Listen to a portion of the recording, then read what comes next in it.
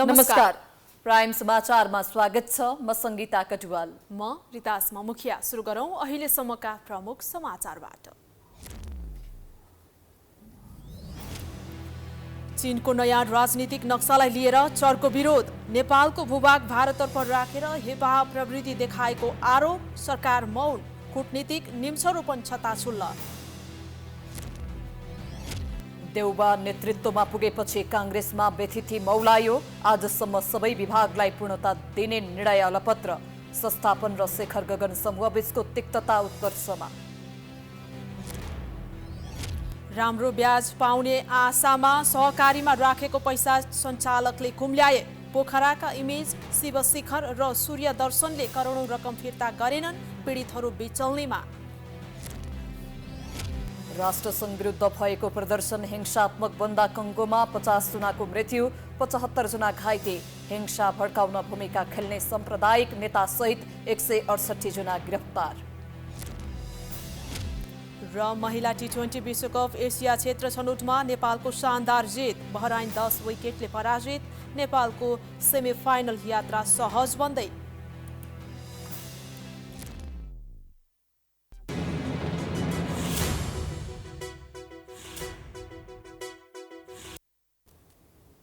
अब प्राइम समाचार विस्तारमा।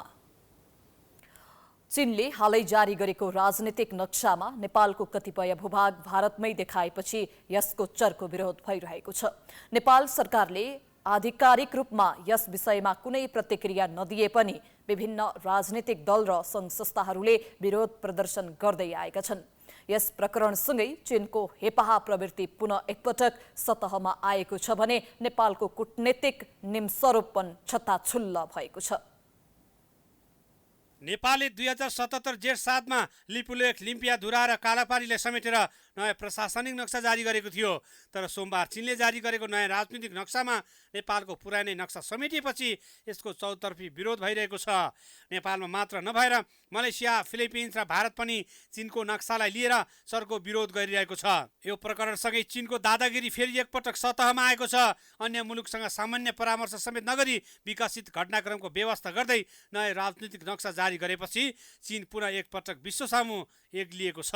यो विषयमा चाहिँ नि आधिकारिक रूपमा नेपाल सरकार र चिनिया सरकारका प्रतिनिधिहरूको बीचमा सौहार्दपूर्ण ढङ्गबाट कुरा हुन जरुरी छ।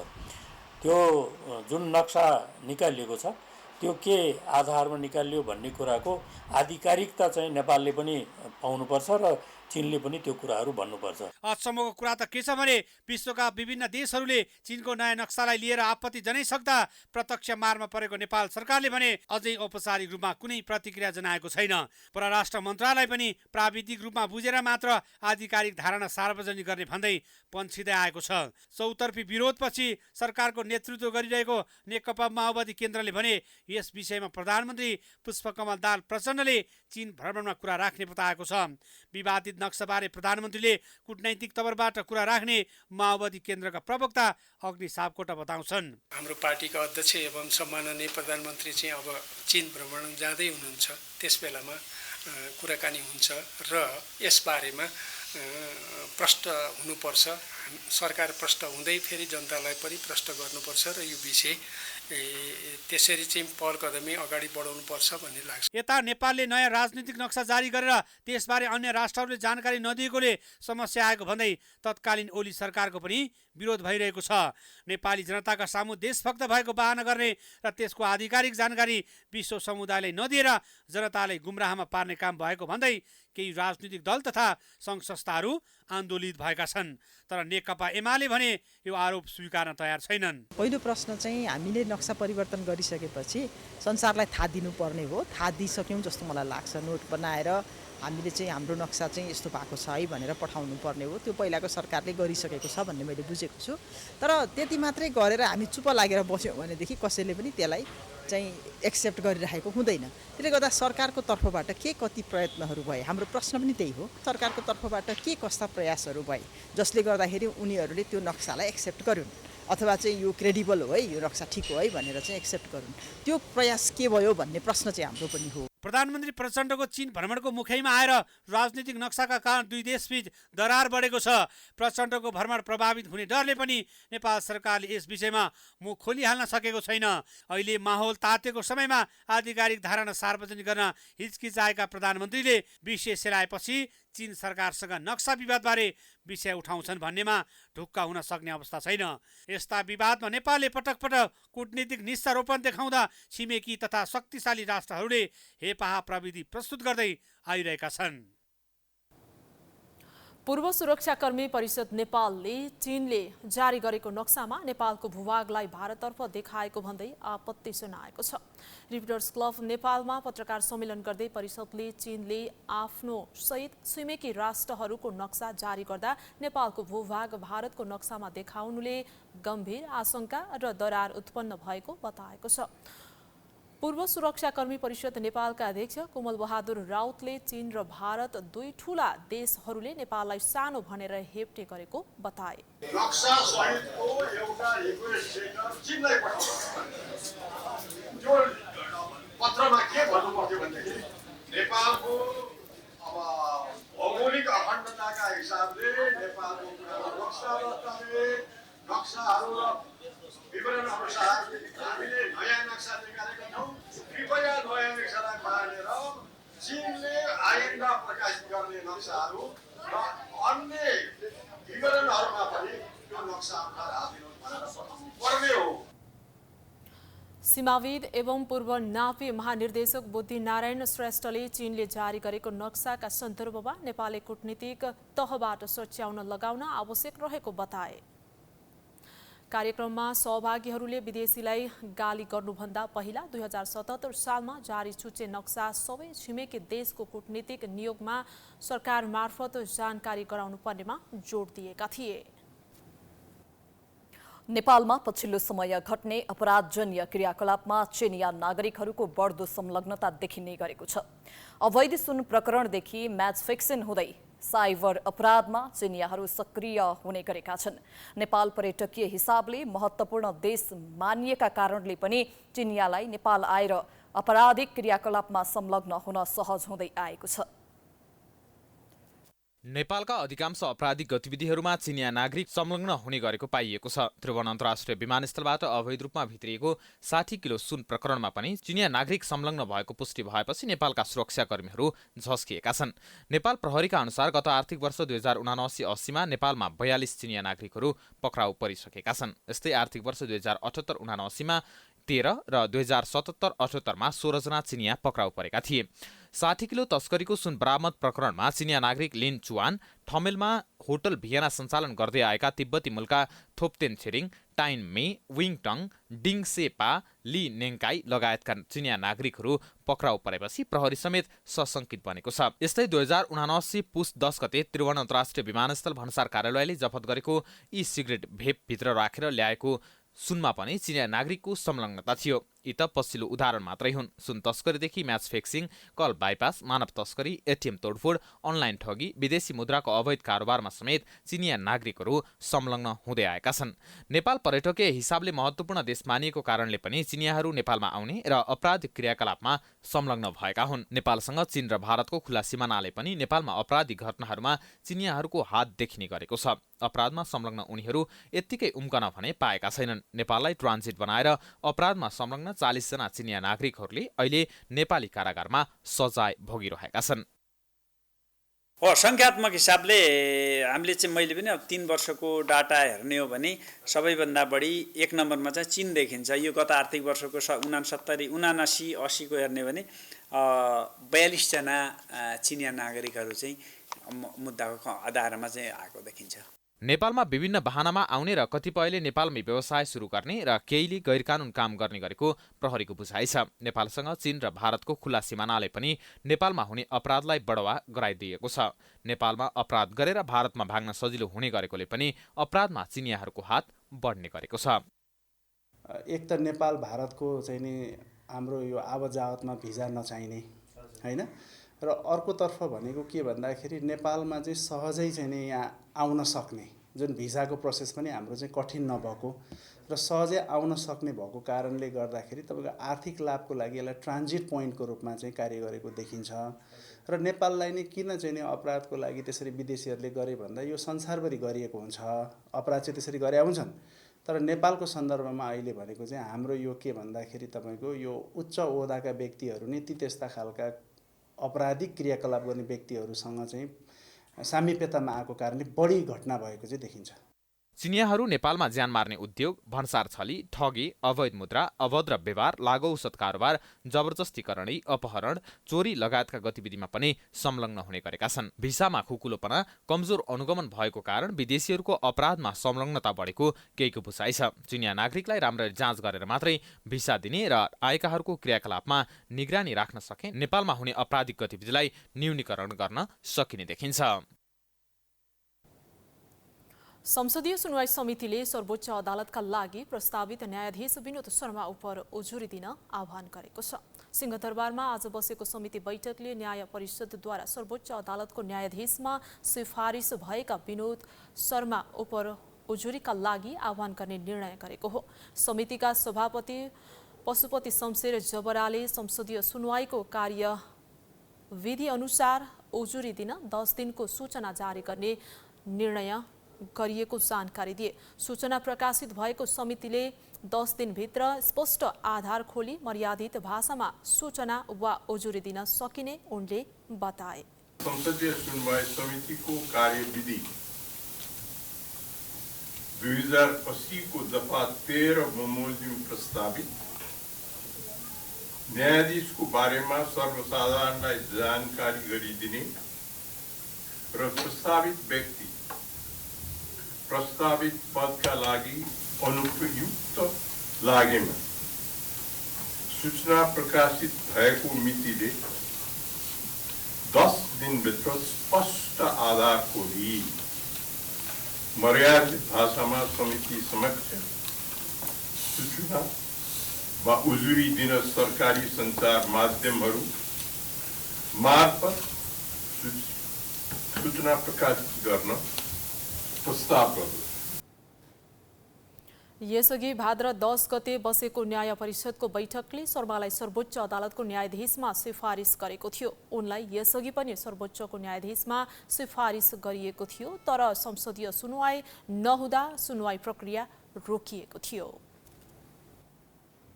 कोशी प्रदेशका मुख्यमन्त्री उद्धव थापाले पाएको विश्वासको मत विरुद्ध परेको रिटमा आज पनि सुनवाई रोकिएको छ। कोशी प्रदेशका मुख्यमन्त्री उद्धव थापाले असंवैधानिक रूपमा विश्वासको मत लिएको भन्दै सर्वोच्च अदालतमा दायर भएको रिट निवेदन आइतबार न्यायाधीश द्वय ईश्वर प्रसाद खतिवडा र सुषमा लता माथेमाको इजलासमा परे पनि हेर्न नमिल्ने भएको हो। मुख्यमन्त्री थापाले संविधान विपरीत विश्वासको मत लिएको भन्दै पूर्व मुख्यमन्त्री हेमन्त कुमार कार्कीले सर्वोच्चमा रिट दर्ता गराएका थिए। विश्वासको मत लिँदा प्रदेश सभाको अध्यक्षता गरेका ज्येष्ठ सदस्यले समेत मत दिएको भन्दै सभाध्यक्ष गर्नेलाई मतदानको अधिकार नरहेको दावी रिट निवेदनमा गरिएको हो। उक्त रिटको प्रारम्भिक सुनवाई गर्दै भदौ 7 गते न्यायाधीश ईश्वर प्रसाद खतिवडाले कारण देखाउ आदेश जारी गरेका थिए। आज पनि खतिवडा सहितकै इजलासमा पेशी तोकिएपछि उक्त रिट निवेदन हेर्न नमिल्ने सूचीमा परेको हो। भदौ 7 गते दिएको अन्तरिम आदेशपछि इजलासबाट भदौ 15 गतेका लागि पेशी तोकिएको थियो। डाक्टर गोविन्द केसीले आफूहरूले राखेका माग सम्बोधन नभए भदौ 29 गतेबाट सत्याग्रह सुरु गर्ने घोषणा गरेका छन्। डाक्टर केसीले चिकित्सा शिक्षा आयोगको उपाध्यक्ष छनौटका लागि आवेदन दिएका केही व्यक्ति गम्भीर अनियमिततामा मुछिएका, प्रतिष्ठान सञ्चालन गर्दा भ्रष्ट र असफल प्रमाणित पनि रहेको भन्दै स्वार्थको द्वन्द्व नभएका योग्य उम्मेदवारहरू मात्र छनौट गर्न पनि सरकारलाई आग्रह गरेका छन्। चिकित्सा शिक्षा आयोगका वर्तमान उपाध्यक्ष श्री कृष्ण गिरीसहित 9 जना उम्मेदवारको सूची बिहिबार सार्वजनिक भएको थियो। सूची भएका निजी मेडिकल कलेजका सञ्चालकहरू तथा अन्य स्वार्थ समूहहरूले पनि आयोगलाई निशाना बनाएको देखिएको डाक्टर केसीको भनाइ छ। प्राइम समाचार जारी छ, हामी विश्रामपछि आउँछौँ।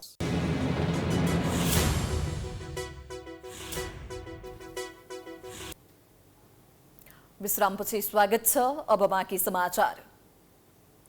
नेकपा माओवादी केन्द्रको जनतासँग माओवादी विशेष रूपान्तरण अभियान शनिबारबाट सुरु हुँदैछ। 2084 सालको प्रतिनिधि सभा र प्रदेश सभा सदस्य निर्वाचनको परिणाम आफ्नो पक्षमा सुनिश्चित गर्ने मुख्य लक्ष्य बनाएर अभियान सुरु गर्न लागि हो।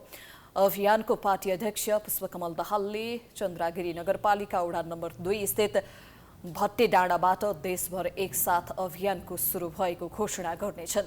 माओवादी केन्द्रका प्रचार विभाग प्रमुख अग्नि सापकोटाले पत्रकार सम्मेलन गर्दै अभियानका क्रममा माओवादी जनताको घर घरमा जाने र आसन्न 2084 सालको निर्वाचनको नतिजालाई प्रभाव पार्ने उद्देश्य सहित अभियान सञ्चालन हुने बताए। जनतासँग माओवादी विशेष रूपान्तरण अभियान भनेर चाहिँ हामीले यो अभियानको नाम राखेका छौँ र हामीले के भनेका छौँ भने घर घरमा माओवादी जनजनमा माओवादी भनेका छौँ। यसको अर्थ हामी सबै जनतालाई हामी भेट्नेछौँ, उहाँका सुख दुःखका हामी साथी बन्नेछौँ, कुनै ओठे भक्ति होइन। देशभरका 7243 वडामा एकसाथ अभियान सुरु हुनेछ। वरिष्ठ उपाध्यक्ष नारायण काजी श्रेष्ठ ललितपुर महानगरपालिका वडा नम्बर 28 हरेश सिद्धिको कार्यक्रममा जानेछन्। सबै पदाधिकारी जाने वडाहरू तोकिएको छ। मानसिक रोगका कारण आत्महत्या गर्नेको संख्या विश्वभर बढ्दो छ। विभिन्न पेशा व्यवसायमा आबद्ध भएका व्यक्ति तथा बालबालिकाहरू समेत मानसिक रोगको शिकार भई आत्महत्याको बाटो रोज्ने गरेको तथ्याङ्कले देखाएको छ। मानसिक समस्या कसरी न्यूनीकरण गर्ने त? नेपालमा 2074 सालमा वार्षिक 5000 को आत्महत्या दर 2080 सालमा आइपुग्दा 6000 भन्दा माथि पुगेको छ। पछिल्ला वर्षहरूमा यो आँकडामा कति पनि कमी आएको देखिएको छैन। यो तथ्याङ्क नेपालमा मात्र नभएर विश्वभर नै बढ्दै जाँदा थप चासो र चिन्ताको विषय बनेको छ। विश्व स्वास्थ्य संगठनको सन् 2016 को तथ्याङ्क अनुसार विश्वभरि 15 देखि 29 वर्ष उमेर समूहका मानिसको मृत्युको दोस्रो ठूलो कारण आत्महत्या नै हो। विश्वमा आत्महत्याका कारण प्रत्येक 40 सेकेन्डमा एकजनाको ज्यान जाने गरेको तथ्याङ्क छ। तथ्याङ्क हेर्दा नेपालमा समेत मानसिक समस्याकै कारण आत्महत्या गर्नेको दर अत्यास लाग्दो छ। चिकित्सकका अनुसार आत्महत्या गर्ने मध्ये अधिकांश मानिसहरूमा मानसिक तनाव हुने गरेको छ। आत्महत्याको बाटो रोज्नुमा आर्थिक र सामाजिक संरचना प्रमुख कारण रहेको मनोचिकित्सकहरू बताउँछन्। जस्तो चाहिँ रिलेसनसिप इस्युज होइन, अनि घरको चाहिँ फ्यामिली इन्भाइरोमेन्ट राम्रो नभएको, प्यारेन्टिङ राम्रो नभएको होइन, इन्भ्यालिडेटिङ इन्भाइरोमेन्ट भन्छौँ हामीले युजली। अब त्यस्तो केसेसमा चाहिँ हात काटेर आउने है, आफ्नो इमोसन्सलाई कन्ट्रोल गर्न नसकेर होइन सेल्फ हार्म गर्ने, कहिलेकाहीँ सुसाइडल आइडिएसन्सहरू थटहरू लिएर आउने, त्यस्तो हुन्छ भने अब सब्सटेन्स युजमा पनि लागेर होइन, त्यस्तो चाहिँ यो एज अनुसारको क्रम है टिनेजर्सहरूमा चाहिँ बेसिकली यस्तो भेटिन्छ। अनि एकाडेमिक फेलियरले गर्दा डिप्रेसनमा गएको है, यस्तो यस्तो विभिन्न हुन्छ। अनि फ्यामिली सपोर्ट नपाएको, अनि प्यारेन्ट्सको डिभोर्स है, अब त्यो लगायत अब फाइनेन्सियल कन्डिसनलाई जोड्दाखेरि एडोलेसेन्टलाई त असर पर्ने नै भयो होइन, घर परिवारको इन्भाइरोमेन्ट राम्रो नभएपछि। अब त्यो बाहेक चाहिँ एडल्ट एज ग्रुप छ नि, एडल्ट एज ग्रुपमा चाहिँ फाइनेन्सियल चाहिँ one of the main reasons चाहिँ छ। घर परिवार वा साथीभाइमा मानसिक स्वास्थ्यमा समस्या देखिएको संकेत पाउनासाथ उपचार गराइहाल्नुपर्छ। त्यसै गरी परिवार वा साथीभाइले हेरचाहमा पनि विशेष ध्यान दिनुपर्छ। कुनै पनि व्यक्तिलाई आत्महत्याको सोच आइरहेको छ भने चाहिँ यो चाहिँ सामान्य अवस्था होइन भनेर चाहिँ आफूले बुझ्नुपर्ने हुन्छ र त्यो समयमा चाहिँ आफूले यो सोच हटाउनका लागि चाहिँ आफ्ना साथीभाइसँग हुनसक्छ वा अरू कसैलाई सेयर गर्ने र यो सोचाइलाई हटाउनको यो चाहिँ मानसिक स्वास्थ्य समस्याको उपज हो भन्ने हिसाबले यसलाई उपचार गर्न सकिन्छ भनेर चाहिँ जतिसक्दो चाँडो चाहिँ सहयोग लिने होइन, तालिमप्राप्त स्वास्थ्यकर्मी चिकित्सा मनोविद वा मनोचिकित्सकसँग चाहिँ परामर्श लिएर उचित हामीले उपचार विधि चाहिँ सुरुवात गर्नु नै त्यो व्यक्तिको लागि चाहिँ सबभन्दा पहिलो एउटा प्राथमिकता हुनसक्छ। समाजमा विकराल रूप लिएको आत्महत्या न्यूनीकरणका लागि प्रभावकारी समाधानतर्फ सरकारले ध्यान दिनुपर्ने देखिन्छ। यसका लागि उपचारको राम्रो व्यवस्था तथा चिकित्सकको परामर्श आवश्यक पर्दछ। मानसिक रोगको उपचार केन्द्रित एउटा मात्रै सरकारी अस्पताल सञ्चालनमा छ। मनोसामाजिक समस्या भोगिरहेका बिरामीहरू उपचारका लागि देशको कुना कुनाबाट यहीँ आउने गर्छन्। बिरामीको चाप धान्न नसक्ने, शय्याको संख्या, अपर्याप्त जनशक्ति र उपकरणको अभाव अस्पतालले झेल्दै आएको छ। आज आउनुभयो, भोलिसम्म पर्सिसम्म पुर्नुपर्ने अवस्था पनि हुन्छ। यो अवस्थाको चाहिँ अलिकति यसलाई सहजता होस् भन्ने हिसाबले इमर्जेन्सीमा सयहरू बढाइएको छ। तर पनि हामीले चाहे अनुसार बिरामी भर्ना गर्न सक्ने अवस्था छैन, त्यसैले स्तरोन्नतिको कुराहरू भइराखेको छ। एउटा कुरा नेपाल प्रहरीको तथ्याङ्क अनुसार 2074-75मा नेपालमा 5359 जनाले आत्महत्या गरेका थिए। 2075-76मा 5758 जना, 2076-77मा 6252 जना, 2077-78मा 7141 जना, 2078-79मा 6830 जना र 2079-80मा 6167 जनाले आत्महत्या गरेको तथ्याङ्क छ। वार्षिक आत्महत्याको दर बढिरहँदा आत्महत्या किन बढ्दैछ भन्नेमा यथेष्ट अनुसन्धान भने हुन सकेको छैन। प्रत्येक वर्ष मनाइने परम्परागत सांस्कृतिक पर्व गाई जात्रा सापारू शुक्रबार काठमाडौँमा मनाइएको छ। काठमाडौँको बसन्तपुर र हनुमानढोका क्षेत्रमा गाई जात्रा सापारू मनाइएको हो। यस वर्ष बिहीबार जनै पूर्णिमा र गाई जात्रा एकै दिन परेकाले केही स्थानमा शुक्रबार गाई जात्रा पर्व मनाइएको हो।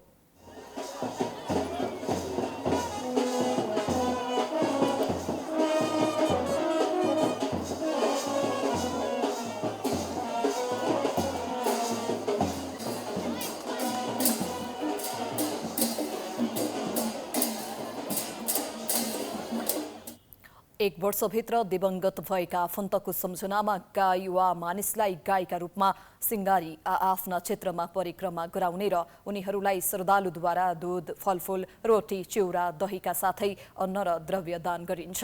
यसरी नगर परिक्रमा गर्नाले वर्षभरि मृत्यु भएका व्यक्ति गाईको पुच्छर समाई वैतरणी पार हुन्छन् भन्ने धार्मिक विश्वास छ।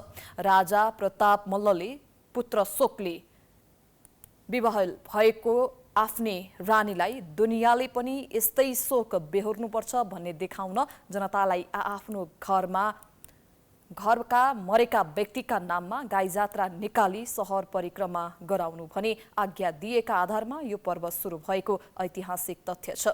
गाई जात्राका कारण असन, केलतोल, इन्द्रचोक, मक्खन, जैसीदेवल, ज्याबहाल, लगनचोक, हनुमानढोका क्षेत्र आसपासमा सवारी साधन प्रवेश गराउन रोक लगाइएको थियो भने काठमाडौँ महानगरले सापारू र रूपाई जात्राका अवसरमा शुक्रबार महानगरमा सार्वजनिक बिदा समेत दिएको छ। ललितपुरको पाटनमा दीप प्रज्वल यात्रा मतिया पर्व मनाइएको छ। हरेक वर्ष गाई जात्राको भोलिपल्ट मनाइने मतियामा पाटनका विभिन्न सहरमा रहेका विभिन्न देवदेवी चैत्यको पूजा गर्ने गरिन्छ। विशेष गरेर बौद्ध धर्मावलम्बीले वर्षभरिमा दिवाङ्गत भएका आफ्ना आफन्तहरूको सम्झनामा धान, चामल, पैसा लगायतका विभिन्न सामग्री दान दिँदै हातमा दीप लिएर मतिया जाने गर्दछन्। यसरी हातमा पानस, मैनबत्ती लगायत बालेर यात्रा गरिने भएकोले यस यात्रालाई मतिया भनिएको किम्वदन्ती छ। सौगलबाट सुरु भएको मतिया तङ्गल, लगनखेल, हकबहाल, पूर्णसण्डी, बुबहाल, गावहाल, नवहिल, श्रीबहाल, नागबहाल लगायतका स्थान हुँदै सौगलमा पुगेर सकिएको थियो। मतिया लिच्छवी राजा बालार्चन देवको पालादेखि सुरु भएको संस्कृतिविदहरूको भनाइ छ। भ्रष्टाचार गरेको आरोपमा सप्तरीका 3 पालिका प्रमुखहरू निलम्बित भएका छन्। अख्तियार दुरुपयोग अनुसन्धान आयोगले उनीहरू विरुद्ध भ्रष्टाचारको मुद्दा दायर गरेपछि निलम्बनमा परेका हुन्। सप्तरीका 18 स्थानीय तहमध्ये 3वटा स्थानीय तहमा जनता समाजवादी पार्टीबाट प्रमुखमा निर्वाचित भएका थिए। राजविराज नगरपालिका, विष्णुपुर गाउँपालिका र वोदे वर्षाइन नगरपालिकाका प्रमुखहरू निलम्बनमा परेका हुन्। विष्णुपुर गाउँपालिका अध्यक्ष उमेश प्रसाद यादव र वेदो वर्षाइन नगरपालिकाका मेयर आतेश कुमार सिंह यादव उप मुद्दा दायर भई निलम्बनमा परेका हुन् भने राजविराज नगरपालिकाका मेयर भेमराज यादवलाई विशेष अदालतले दोषी नै ठहर गरिसकेको छ। उनलाई स्थानीय राज रङ्गशाला स्तरोन्नति ठेक्कामा भ्रष्टाचार गरेको सम्बन्धमा विशेष अदालतले दोषी ठहर गरेको हो। आर्थिक वर्ष 2073-74मा राजविराज स्थित राज रङ्गशालामा स्तरोन्नति कार्यमा भ्रष्टाचार गरेको विशेष अदालतको ठहर छ। त्यस्तै जसपाबाटै निर्वाचित विष्णुपुर गाउँपालिकाका अध्यक्ष उमेश प्रसाद यादव पनि घुस सम्बन्धी घटनामा अख्तियारले नियन्त्रणमा लिएपछि निलम्बित भएका छन्। सोलर बत्ती जडान योजनाको भुक्तानी बापत घुस मागेको सम्बन्धी मुद्दामा अध्यक्ष यादव विरुद्ध विशेष अदालतले म्याद थप गरी थुनामा राखेसँगै उनी निलम्बनमा परेका छन्। यस्तै बुधबार मात्रै बोधे वर्षाइन नगरपालिकाका मेयर आतिश कुमार सिंह यादव पनि निलम्बित भएका छन्। अख्तियार दुरुपयोग अनुसन्धान आयोगले उनीमाथि भ्रष्टाचार गरेको आरोप लगाउँदै मुद्दा दायर गरेपछि उनी निलम्बित भएका हुन्। मेयर यादव जसपाबाटै निर्वाचित हुन्। अख्तियारले उनीसहित 8 जना विरुद्ध बुधबार भ्रष्टाचार मुद्दा दायर गरेको छ। प्रधानमन्त्री कृषि आधुनिकीकरण परियोजना अन्तर्गत बाख्रा व्यवसाय पकेट कार्यक्रमका लागि छुट्याइएको रकम कामै नगरी भुक्तानी गरेको आरोपमा उनीहरू विरुद्ध विशेष अदालतमा भ्रष्टाचार मुद्दा दायर भएको हो। विद्युत विधेयक लामो समयदेखि अलपत्र परेको छ। 2076 सालमा तत्कालीन ऊर्जा मन्त्री वर्षमान पुनले संसदमा पेश गरेका थिए, पछि फिर्ता भयो। अहिले शक्ति बस्नेतको पालामा आउँदासम्म विधेयक अलपत्र अवस्थामा छ। विद्युत विधेयक 2076 को प्रस्ताविक मस्यौदा नै विवादमा परेको थियो। उक्त मस्यौदा विद्युत क्षेत्रको विकासका लागि अनुकूल नभएको निजी ऊर्जा प्रवर्धकले प्रतिक्रिया दिएका थिए। सोही विधेयक 2077 साल 18 गते तत्कालीन ऊर्जा जलस्रोत तथा सिँचाइ मन्त्री वर्षमान पुनले राष्ट्रिय सभामा दर्ता गराएका थिए भने 2078 साउन 24 गते सामान्य छलफल भएको थियो। विचाराधीन अवस्थामा रहेको उक्त विधेयक मन्त्री पम्फा भुसालका पालामा 2079 साल भदौ 31 गते सर्वसम्मतले फिर्ता भएको थियो। मन्त्री भुसालले विचाराधीन विधेयकलाई फिर्ता गर्ने प्रस्ताव गरेकी थिइन् भने उक्त प्रस्ताव सर्वसम्मत भएको थियो। अध्यक्ष महोदयको अनुमतिले राष्ट्रिय सभामा विचाराधीन विद्युत विधेयक 2077 लाई फिर्ता गरियोस् भन्ने प्रस्ताव सभा समक्ष पेश गर्दछु। हुन्न भने आवाज सुनिन, तसर्थ राष्ट्रिय सभामा विचाराधीन विद्युत विधेयक 2077 फिर्ता गरियोस् भन्ने प्रस्ताव सर्वसम्मतिले स्वीकृत भई सभाबाट उक्त विद्युत विधेयक 2077 फिर्ता भएको घोषणा गर्दछु। अहिले फेरि मन्त्री शक्ति बस्नेतले विधेयक छिट्टै संसदमा पेश गर्ने बताएका छन्। अहिलेको अधिवेशनबाट नै टुङ्ग्याउने गरी पेश गर्ने मन्त्री बस्नेतको भनाइ छ। अब केही दिनभित्रमै पार्लियामेन्टमा हामी दर्ता गर्दैछौँ। क्याबिनेटले पार्लियामेन्टमा दर्ता गर्ने निर्णय गरिसकेको छ मन्त्री परिषदले। त्यसकारण छिट्टै अब हामी विद्युत विधेयक संसदमा पेश गर्छौँ। यही अधिवेशनबाट नै त्यसलाई अन्तिम रूप दिने हाम्रो चाहिँ प्रयास हुनेछ। त्यसअनुसार हामी पार्लियामेन्टका मेम्बरहरूसँग पनि औपचारिक अनौपचारिक हामी छलफल गरिराखेका छौँ र यही अधिवेशनबाट त्यसलाई अन्तिम रूप दिने हाम्रो प्रयास हुनेछ। विद्युत विधेयकले ऐनको रूपमा लिइसकेपछि ऊर्जा क्षेत्रमा उत्पादनको वृद्धिदेखि प्रसारण लाइनको विस्तारका साथै वितरण प्रणालीलाई गुणस्तर बनाउन पनि सहज हुने सरकारको दाबी छ। गत मंगलबार बसेको मन्त्री परिषद बैठकले उक्त विधेयक संसदमा पेश गर्ने निर्णय गरेको थियो। तर उक्त विधेयकप्रति 2077 सालमै ऊर्जा क्षेत्रका जानकारहरूले असन्तुष्टि जनाएका थिए। विद्युत विकासमा निजी क्षेत्रको भूमिकालाई उपेक्षा गर्ने गरी विधेयक तयार पारिएको थियो। प्रस्तावित मस्यौदाले ऊर्जा भनेर विद्युतीय ऊर्जालाई मात्र लक्षित गरेको र सौर्य, वायु लगायतका अन्य ऊर्जालाई समेट्न नसकेको विज्ञहरूको दाबी थियो। नेपाली कांग्रेसका सभापति शेरबहादुर देउवाले केन्द्रीय समितिको निर्णय समेत उल्लङ्घन गर्दै आएका छन्। साउन पहिलो साता बसेको केन्द्रीय समिति बैठकले पार्टीका सबै विभागलाई भदौ 15 अर्थात् आजकै दिनभित्र पूर्णता दिने म्यान्डेट दिएको थियो। तर त्यो निर्णयको सभापति देउवाले पालना नगरेपछि इत्तर समूहले असन्तुष्टि जनाएको छ। नेपाली कांग्रेसमा सभापति शेरबहादुर देउवाले नीति नियम तथा विधानको कुनै पालना गर्ने गरेका छैनन्। उनले पार्टीको विधानमा 2-2 महिनामा राख्नुपर्ने केन्द्रीय समिति बैठक पार्टीको 14औं महाधिवेशन भएको 1.5 वर्षपछि गत साउनको पहिलो साताका लागि बोलाएका थिए।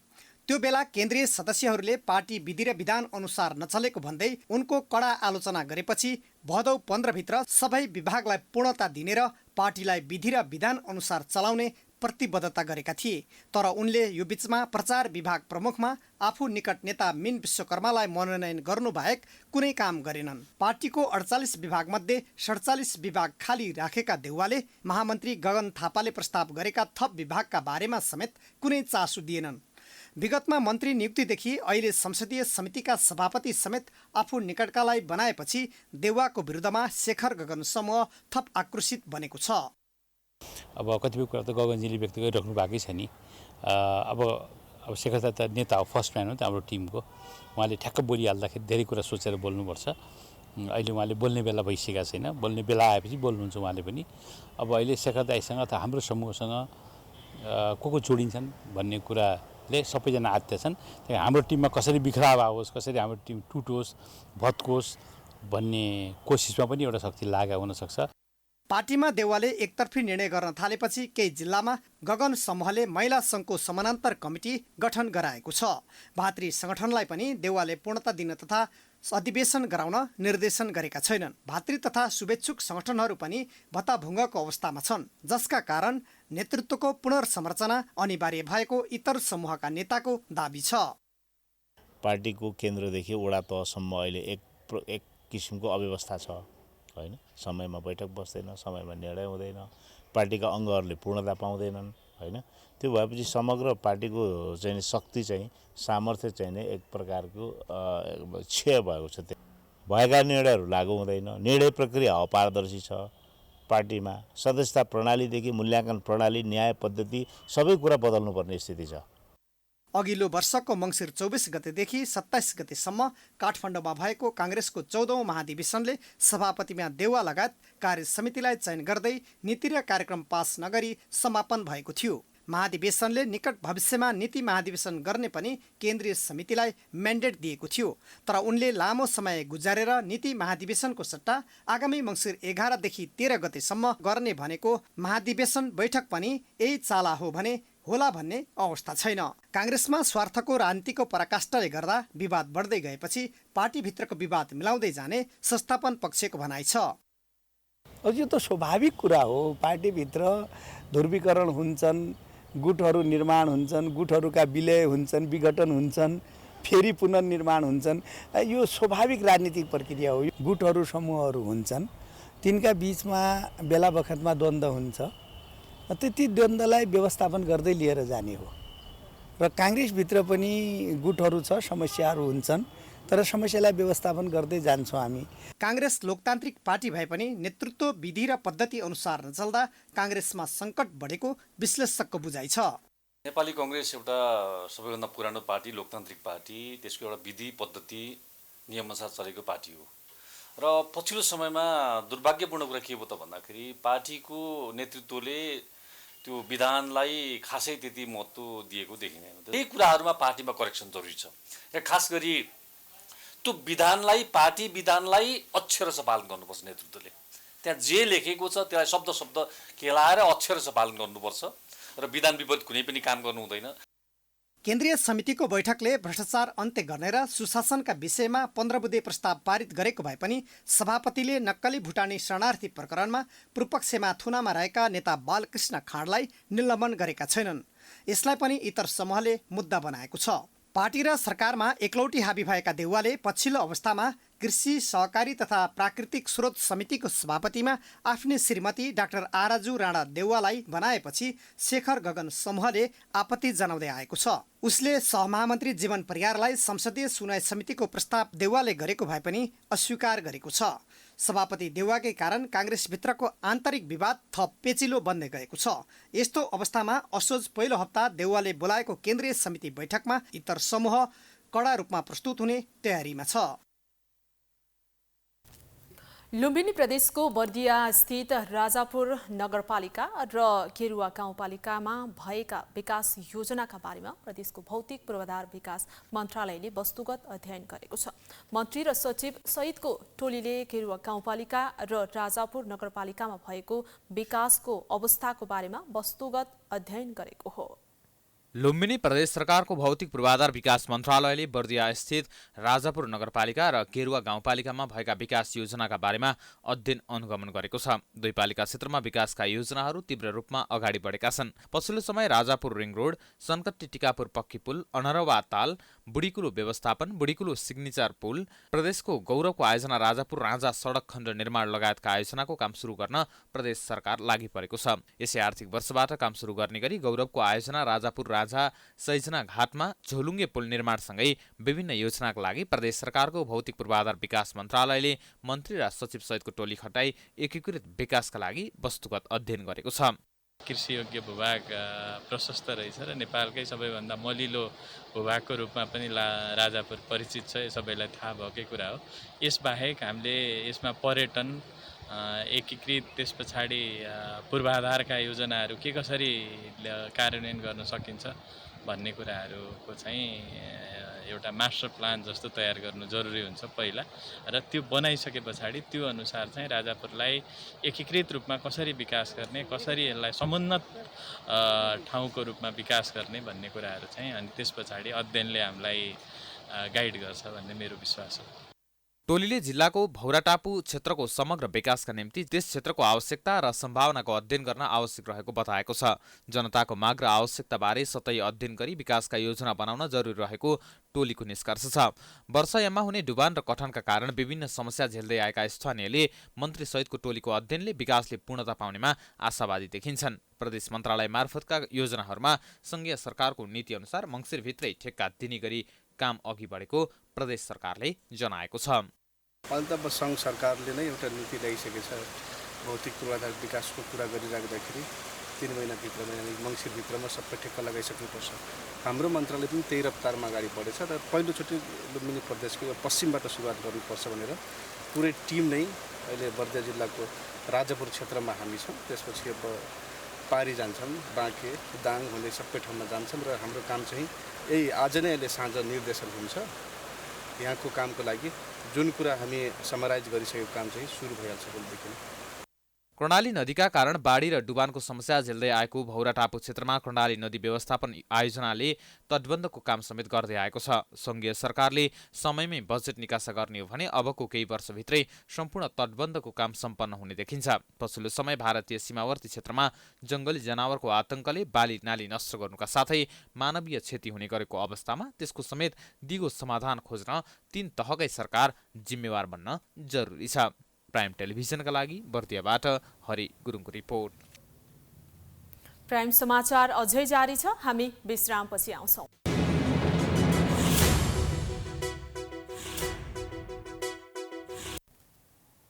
विश्रामपछि पुनः स्वागत छ। अब बाँकी समाचार। आज 16औं पुस्तकालय दिवस। पुस्तौं पुस्ताका लागि पुस्तकालय भन्ने नाराका साथ यो दिवस मनाइएको छ। पुस्तकालय दिवस मनाउँदै गर्दा देशका सरकारी पुस्तकालयहरूको अवस्था भने नाजुक बन्दै गएको छ। 2072 सालको भूकम्पले तहस नहस पारेको अधिकांश सरकारी पुस्तकालयहरू पुनर्निर्माणमा ढिलाइ हुँदा भद्रगोल बनेका छन्। फलत पुस्तकालय दिवस नारामै सीमित बन्दै आएको छ। नागरिकलाई सुसूचित तथा जिम्मेवार बनाउन ज्ञानको विशेष महत्त्व रहन्छ, जसकारण प्राचीन कालदेखि नै विभिन्न सूचना सामग्री सङ्कलन गर्ने कार्यलाई प्राथमिकता दिने गरिन्थ्यो। समयक्रमको विकाससँगै पुस्तकालयको रूपमा यस कार्यले निरन्तरता पायो। विज्ञान र प्रविधिको तीव्र विकास भइरहँदा पनि पुस्तकालयप्रति पाठकको मोहमा कुनै कमी आएको छैन। आधुनिक समयमा पनि पुस्तकालयप्रति पाठकको मोह झन झन बढ्दै गएको छ। हातमा मोबाइल छन्, सूचना पाउँछन्, त्यो सूचनाले गर्दा चाहिँ पुस्तकालयमा आउने पाठकहरू बढिरहेछन्। सामान्य हेर्दाखेरि हामीले मोबाइलले गर्दा पाठक घट्यो भन्छन्, तर हामी लाइब्रेरीमा बसेर हेर्दाखेरि पाठकहरू बढेछन्। कारण के हुन्छ भने मोबाइल सूचना पाउँछन् हैन, त्यो जानकारी लिनलाई चाहिँ के छ त डिटेल त्यसको बारे पुस्तक हेर्न आउँछन्। यसरी पुस्तकालयप्रति पाठकको रुचि बढ्दै जाँदा देशमा मुख्य सरकारी पुस्तकालयको अवस्था भने दर्दानक रहेको छ। विक्रम सम्वत 2072 सालको महाभूकम्पले तहस नहस पारेपछि पुनर्निर्माण थालेको वर्षौं बित्दा पनि ती पुस्तकालयले रूप फेर्न सकेका छैनन्। अझ केही सरकारी पुस्तकालय त झन् संरचना भत्किएपछि टहरामा सञ्चालन भइरहेका छन्। देशकै पहिलो सरकारी पुस्तकालय केशर पुस्तकालयको भवन भूकम्पले जीर्ण बनाइदिएपछि इच्छुक सबै पाठक त्यहाँ जाने अवस्था छैन। टहरामा सबै पाठकलाई समेटेर सेवा दिन असमर्थ भएकै कारण त्यहाँका कर्मचारी भवन पुनर्निर्माण कहिले हुन्छ भनेर बाटो हेरेर बस्नुपर्ने अवस्था रहेको छ। भर्सक हामीले त छिटो होस् भन्ने नै उनीहरूलाई हाम्रो त त्यही चाहनै त्यही छ। भर्सक छिटो भइदियो हामीलाई पनि सजिलो हुन्थ्यो, के अरे पढ्न आउने पाठकहरूलाई नि सजिलो हुन्थ्यो भने चाहिँ हाम्रो त धेरै ठुलै चाहना छ त्यो त। नेपालमा पुस्तकालयको क्षेत्रमा सरकारको लगानी एकदमै न्यून रहेको छ। त्यसैले पुस्तकालयको विकास गर्न राज्य तथा सरकार चुकेको बेला स्थानीय सरकारहरूले सहयोग गर्नुपर्ने कतिपयको बुझाइ छ। सबभन्दा राज्य भन्न पनि हामीले के आशा छ भने स्थानीय निकायले नगरपालिका वडा अफिस हैन नगरपालिकाले यो पुस्तकालय हाम्रो कार्यक्षेत्र पर्छ, हामीले सहयोग गर्नुपर्छ भनेर आयो भने राम्रो हुन्छन्। केन्द्र सरकारको मात्र मुख ताकेर हेऱ्यो भने यो कार्यक्रम अगाडि बढ्दैन, किनभने केन्द्र सरकारको प्राथमिक धेरै हुन्छन्। यसरी सरकारी पुस्तकालयको बिजोग भइरहँदा सरकार भने सधैँ पुस्तकालयलाई प्रविधि मैत्री बनाएर अघि बढ्ने प्रतिबद्धता जाहेर गर्दै भाषणमा रमाइरहेको छ। युग अनुकूल पुस्तकालयहरूलाई चाहिँ उन्नत गर्दै लैजाने, विस्तार गर्दै लैजाने, विकसित गर्दै लैजाने, त्यो सिलसिलाले अथवा यो पुस्तकालय दिवसले हाम्रा युवा पुस्तालाई पुस्तक पढ्न, ज्ञान आर्जन गर्नको लागि अलि दुःख गर्नुपर्छ, अलि मेहनत गर्नुपर्छ, अलि पढ्न पर्छ, अलि गहिरिन पर्छ। जनतालाई शिक्षित र राष्ट्रलाई समृद्ध बनाउने उद्देश्यले पुस्तकालय दिवस मनाउन थालिएको हो। नेपालमा संस्थागत रूपमा पुस्तकालय स्थापना भएको 200 वर्षभन्दा लामो इतिहास रहेको छ भने देशभर झण्डै 925वटा पुस्तकालय रहेको तथ्याङ्क छ। तर महिला बालबालिका तथा ज्येष्ठ नागरिक मन्त्री सुरेन्द्र राज आचार्यले सामाजिक सेवा ऐन परिवर्तन गर्ने तयारीमा रहेको बताएका छन्। शुक्रबार लोकतान्त्रिक गैर सरकारी संस्थाहरूको महासङ्घ नेपालले काठमाडौँमा आयोजना गरेको देश विकासमा नागरिक संस्थाहरूको सङ्घीयकरण भूमिका तथा चुनौती विषयक अन्तर्क्रिया कार्यक्रममा बोल्दै मन्त्री आचार्यले करिब 6 वर्षदेखि उक्त ऐन अलपत्र परेको भन्दै आफूले नयाँ सामाजिक सेवा ऐन निर्माणका लागि पहल गरेको बताएका छन्। उनले गैर सरकारी संस्थाहरूलाई पारदर्शी बनाउनका लागि सरकारको ध्यान केन्द्रित रहेको जिकिर गरे। मन्त्री आचार्यले समाज कल्याण परिषदको स्थापना भए यता विभिन्न संस्थाहरू मार्फत गाउँ गाउँमा खरबौं रुपैयाँ कार्यक्रम भए पनि त्यसको उपलब्धि भने देखिन नसकेको उल्लेख गरे। पहुँचका भरमा विभिन्न संस्थाहरूले मन्त्रालय मार्फत लिएर जाने बजेटलाई नयाँ नियम बनाएर स्थानीय तहमा पठाउने जुन मन्त्रालय मार्फत लिएर जाने बजेटहरू थियो त्यो अहिले परिमार्जन भएको छ। आफ्नो पहुँचको आधारमा मन्त्रालयले विनियोजित गर्ने बजेटहरू जाने गर्दथे र त्यसलाई अहिले नयाँ नियम बनाएर सिधै स्थानीय तहमा पठाउने मैले व्यवस्था गरेको छु। उनले गैर सरकारी संस्थाहरूको समस्या समाधानका लागि आफू प्रतिबद्ध रहेको र गैर सरकारी संस्थाहरूले जनताको आवश्यकता अनुसारको काम गरेर मुलुकको विकासमा साथ दिनुपर्ने बताए। अब आर्थिक समाचार।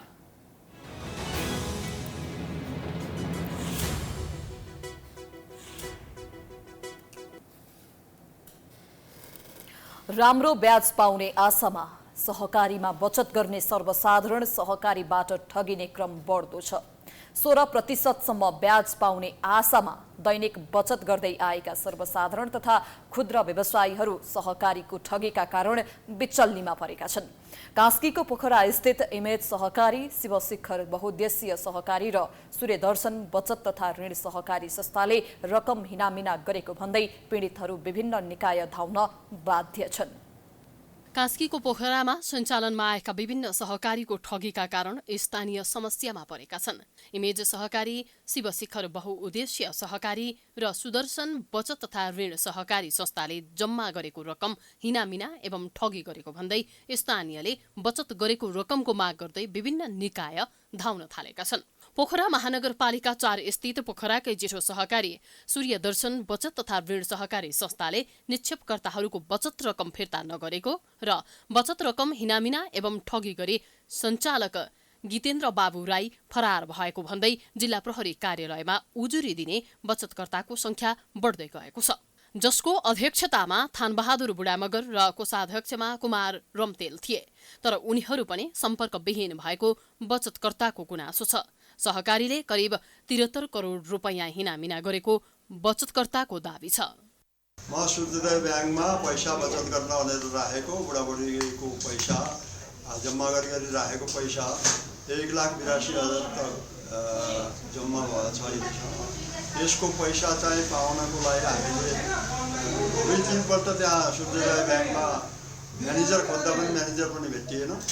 अब त्यो पैसा चाहिँ हाम्रो जति जम्मा गरेको पैसाको त्यो हामीलाई पाउनु पर्यो र सरकारले पनि हेर्नु पर्यो। बुढेसकाल हुँदाखेरि दबाई पानी गराउन जम्मा गरेको बढ्ला भने त झन् यस्तो खाइ नखाइ चिजमा दसैँमा पठाएको पनि यहाँ बढ्ला खाम्ला बुढेसकालमा कसैले लौ न यति ल्याइदिएर जमाएको खाएको खाए मगाए आफ्नै गएको भनेर दिए छोराले पठाएको नि लौ न लौ भनेर दिए। त्यस्तै सूर्यदर्शन बचत तथा ऋण सहकारी संस्थाबाट ठगिएका बचतकर्ताले संघर्ष समिति नै बनाएर आन्दोलन गर्दै आएका छन्। समितिका संयोजक किरण श्रेष्ठका अनुसार करिब 7,000 सदस्य संख्या बचतकर्ताको रकम हिनामिना गरेको भन्दै सञ्चालकलाई सम्पर्कमा आउन आग्रह गरेका छन्। एकदमै खाइ नखाइ दुःख गरेर कमाएका 25-30 लाख रुपियाँहरू अब फिक्स्ड डिपोजिटमा राखेका थिएँ मैले पनि र अब अहिले यही पैसा फिर्ता ल्याउनुको निम्ति फिर्ता पाउनुको निम्ति हामीले पोहोर सालको भदौ असोजबाट समस्या देखा परेको यस सहकारीसँग चाहिँ धेरै चाहिँ सङ्घर्ष गरिरहेछौँ। उहाँहरू सञ्चालक समितिहरूसँग सङ्घर्ष गरिरहेछौँ। हाम्रो माग एउटा के हो भने हामीले बचत गरेको रकम फिर्ता पाउनु पर्यो भनेर सबैको एकमुष्ट माग नै यही हो। यता जिल्ला प्रहरी कार्यालय कास्कीका अनुसार सञ्चालक समितिका पदाधिकारीहरूले बचतकर्ताहरूलाई जाहेरी दिन सार्वजनिक सूचना जारी गरेको छ। सहकारीबाट बचत रकम फिर्ता नपाएका र प्रहरी कार्यालयमा जाहेरी दरखास्त दिन बाँकी रहेका बचतकर्ताहरूलाई सहकारीमा रकम जम्मा गरेको आधार देखिने पासबुक, भाउचर र मुद्दती प्रमाणपत्र लगायतको प्रमाण र बचतकर्ताको नागरिकता समेतको परिचय खुल्ने कागज सहित 15 भदौभित्र जाहेरी दिन सूचना जारी गरिएको छ। जिल्ला प्रहरी कार्यालय कास्कीमा हालसम्म 430 जनाले बचत फिर्ताको माग गर्दै सहकारी ऐन अन्तर्गतको कसुरमा जाहेरी दिएका छन्। जिल्ला प्रहरी कार्यालय कास्कीमा हाल सहकारी ठगी अन्तर्गतका 3 वटा सहकारी ठगीका मुद्दाहरू जाहेरी दर्ता भएर अनुसन्धान प्रक्रियामा रहेका छन्। जस अन्तर्गत शिवशिखर बहुउद्देश्यीय सहकारी संस्था लिमिटेड, इमेज बचत तथा ऋण सहकारी संस्था लिमिटेड एवं सूर्यदर्शन बचत तथा ऋण सहकारी संस्था लिमिटेडका ठगी सम्बन्धी सहकारी ऐन अन्तर्गतका ठगी शीर्षकमा जाहेरी दर्ता भएर अनुसन्धान प्रक्रिया अगाडि बढेको छ। पोखरा स्थित शिवशिखर बहुउद्देश्यीय सहकारी संस्थाको 54 करोड 23 लाख बराबरको रकम ठगी गरेको आरोप छ भने 4 जना कर्मचारी पक्राउ परेका छन्। त्यस्तै इमेज सहकारीले 64 करोड 88 लाख बराबरको रकम ठगेको आरोपमा 525 जनाले प्रहरीमा उजुरी दिएका छन्। इमेज सहकारीको पनि हालसम्म 6 जना कर्मचारी तथा सञ्चालक पक्राउ परेका छन्। महिला सृजनशील केन्द्रको आयोजनामा सृजनशील उद्यमी मेला शुक्रबारबाट काठमाडौँमा सुरु भएको छ। सृजनशील महिलाको एउटै नारा उद्यम गरौँ बनौँ आत्मनिर्भर भन्ने नाराका साथ काठमाडौँको दरबार मार्ग स्थित होटल अन्नपूर्णमा आयोजना गरिएको उद्यमी मेला भाद्र 17 गतेसम्म चल्ने महिला सृजनशील केन्द्रकी अध्यक्ष मिनु थापाले जानकारी दिए। मेलामा विशेषतः घरेलु तथा हस्तकलाका सामग्रीहरूको प्रदर्शनी, तीज विशेष खानाका परिकारहरू, महिला उद्यमशीलता र वित्तीय पहुँच सम्बन्धी अन्तर्क्रिया लगायतका कार्यक्रम राखिएको उनले बताए। यसको प्रमुख उद्देश्य चाहिँ महिलालाई चाहिँ अलिकति आर्थिक सशक्तिकरण बनाउने, उहाँहरूको एउटा सिपलाई चाहिँ उजागर गर्ने र त्यसलाई चाहिँ एउटा प्लेटफर्म र बजारीकरण गर्ने चाहिँ एउटा उद्देश्य हो।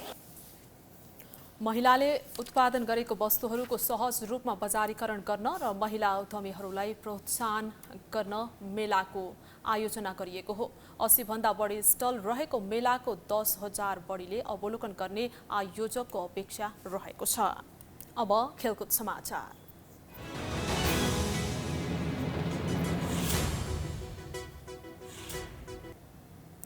आईसीसी ह्युमन T20 विश्वकप एसिया क्षेत्र छनौटको आफ्नो दोस्रो खेलमा नेपाल 10 विकेटको फराकिलो अन्तरले विजयी भएको छ।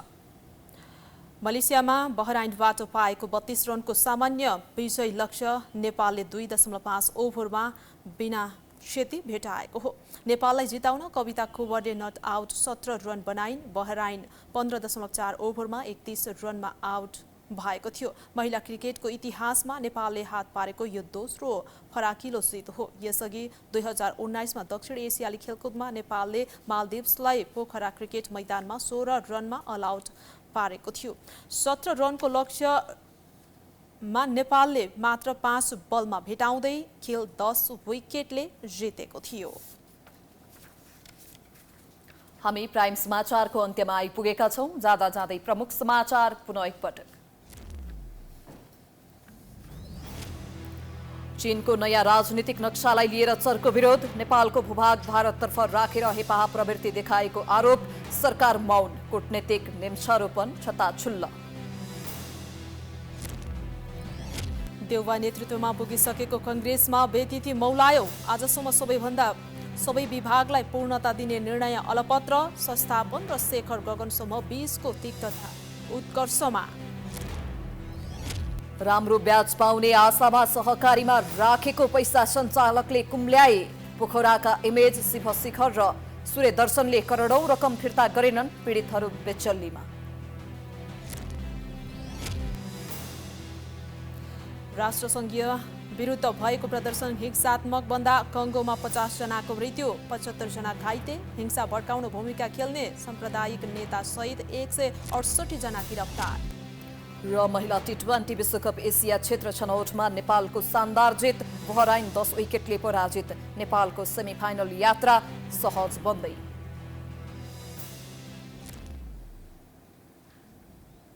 प्राइम समाचार अहिलेलाई सकियो। यसपछिको प्रस्तुति जनता जान्न चाहन्छन् ऋषि धमलाको साथमा। हेर्दै गर्नुहोला प्राइम टाइम्स HD। नमस्कार।